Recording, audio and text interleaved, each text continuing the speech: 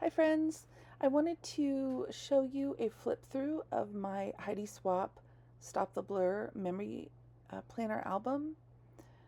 So this is for 2026 so far, and here at the very beginning you're going to see just 3 monthly overviews for the first 3 months.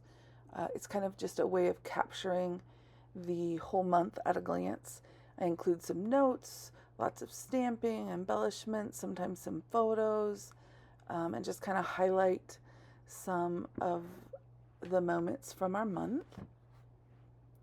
Of course, March had to be green and February had to be pink and red. And then next we'll get into the weekly spreads. So for the first time in 2026, Heidi switched to quarterly planner kits. Previously, they had been monthly. So I found that these had a much broader color palette. And these first 2 weeks, I'm kind of experimenting a bit with the products and the color scheme. This one was a lot of pink and green, which is pretty standard.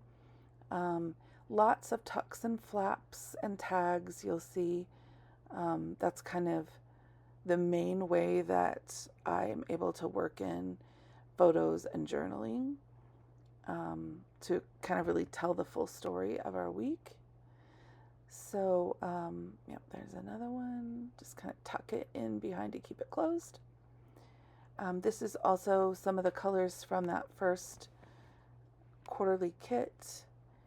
And I'm always using my photos as the primary inspiration.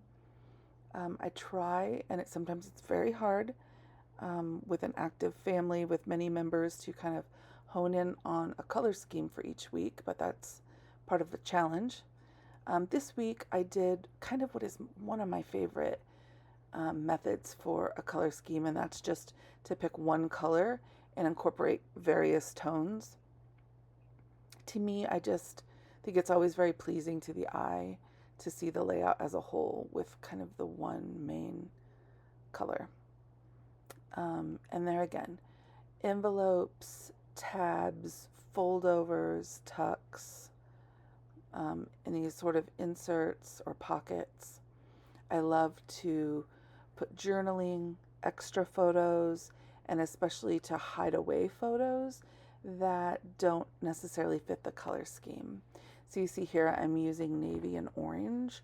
So let's say I had, a bright pink, a photo that had a real prominent shade of bright pink. I would really be compelled to tuck that away so it's not as eye-catching. And I have found lately, and I've mentioned to Heidi on several occasions, and I think she's working on remedying it, that there's very little blue in her Stop the Blur kits and or her, color collectives, etc. So I have to often reach for other supplies when I'm working with blues. I dug deep for this one into any scraps or pattern papers, did a lot of stamping to kind of make the blue work. Here we are in February. I chose to use all pinks and reds for the entire month of February. I just thought that would be kind of fun and help me use up some of those supplies. Right here you'll see a monthly insert. It's a clear acrylic insert with a tab. And each month I'm just decorating those, embellishing them just a little bit to kind of introduce the month. And they're really nice in terms of finding your way through the album. You can just kind of flip through and using the tabs. So this is the actual week of Valentine's. So I have this big heart insert and all sorts of embellishments. It was really fun to start the month out knowing I was going to do all pink and red. So I did a bunch of die cutting, a bunch of stamping, and I just kind of had my supplies out for the month. And so that was a different way to go about the project, but it was different and interesting. So you see that bright blue? Like I love that and I wanted to include it, but had I had it out or that one of the sky, it just would be distracting to kind of this color scheme. So I tuck it away. Lots of stamping, Lots of stories tucked away and hidden. Even though my handwriting and the journaling isn't my favorite in terms of design, I know that down the line, the stories are just as important as the photos, and certainly ultimately more important than all the stamping and embellishing and paper bits. So I do push myself to include lots of journaling, lots of storytelling, because, you know, that's the part that down the line makes it really an heirloom or something that family members will cherish. This is one of my favorites. I love this aged scheme, aged with a little bit of green. I just think that turned out so fun. And I really went big with my March insert there, as you can see. And since those are clear, there is the element of the front and the back. Some months I choose to address that, and sometimes I don't. Here we go with a blue color scheme. Like I mentioned, blue is a little scarce, so I had to pull in some other things here. I used some Vicki Boutin papers, and then at the very top, if you can see, and then again down at the bottom right, I actually used pages from a Lands' End catalog, and they're like denim shirts, denim jeans, and chambray shirts, and that kind of fit the blue scheme that I was working with. So I was just thinking out of the box in terms of coming up with some blue. On this one, I used the alternate layout, which is very fun, but can also be very challenging when you're used to just the 2x2 daily lines. And this one has kind of the bigger stuff over on the left and really small sections on the right.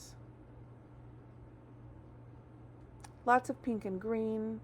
I recently went through all of my Stop the Blur kits and dekitted them and sorted them by color. And there's so much pink, so much green, a shocking amount of black and white as well. Here you'll see a big shift in the color scheme. This is right when the second quarter kit came out. Very spring, very Easter. This happened to be Easter week, but lots of butterflies and kind of paler pastel colors. This week I didn't hone in on one particular color. I just was using anything in the kit that kind of worked, and that's fun. I like doing that sometimes too. But in general, you flip over here, you see kind of a seafoam minty green and blue, and I just really love that I'm now storing my supplies by color, and it's allowing me to use my supplies in a way that I wasn't previously. So I really love the overall color scheme on this one. Just was a really nice process, and if you're feeling at all stuck or think you might be interested in storing them by color, I highly recommend it. The process took me a few hours, but it was a really great way to get familiar with all of the items in my kits again. This happened to be my birthday week, and it was a sad week because I was going in for surgery and I had to spend my whole birthday fasting. So I thought it would be fun to just do kind of a black color scheme, like I was in mourning for this week. And part of what I discovered in going through all of my supplies is that there's a bunch of black and white. So this is the final week that I've completed up until this point. You'll see it's I love the title, Things Are Starting to Blur. I went into surgery on Monday, and the whole week ended up being a blur to me.